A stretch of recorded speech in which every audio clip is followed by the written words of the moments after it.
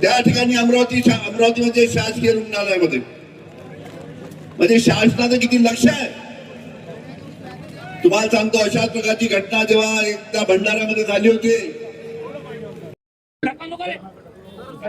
आज स्मार्ट मीटरच्या आंदोलनाच्या संदर्भामध्ये आमचं शिष्टमंडळ आज तहसीलदारांना भेटलंय. तिथे MSEBचे अधिकारी सुद्धा उपस्थित होते. 3 मुद्दे आपण मांडलेले आहेत.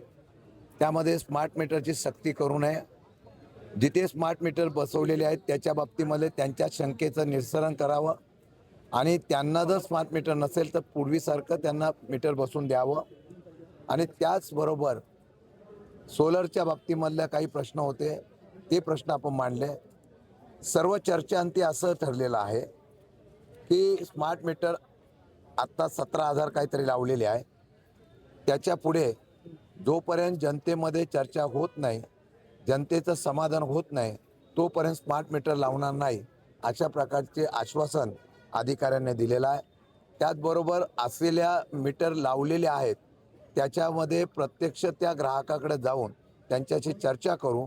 त्यांचं समाधान झालं नाही कसं पाहतो सरकारचं धोरण हे फेल्युअर झालेलं आहे.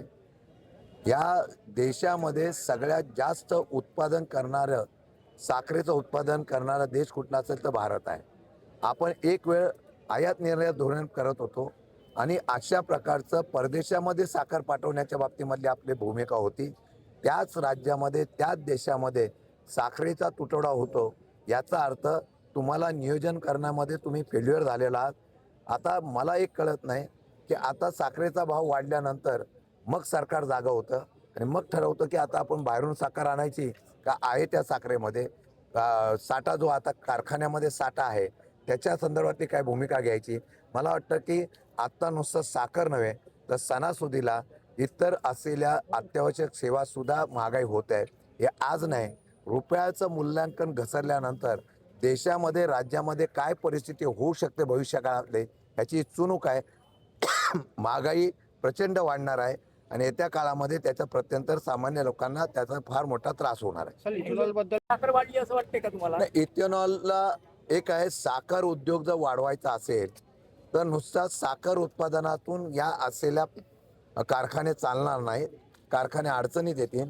म्हणून इथेनॉल आणि इतर असलेले हे उत्पादन काढण्याच्या बाबतीमधलं हा प्रकार हा कारखान्याने केला. को जनरेशन अडचणीत आलेला आहे.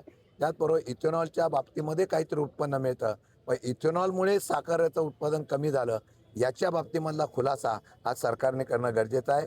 मला वाटतं की अजूनपर्यंत तरी या संदर्भातला खुलासा सरकारने केलेला नाही. थँक्यू.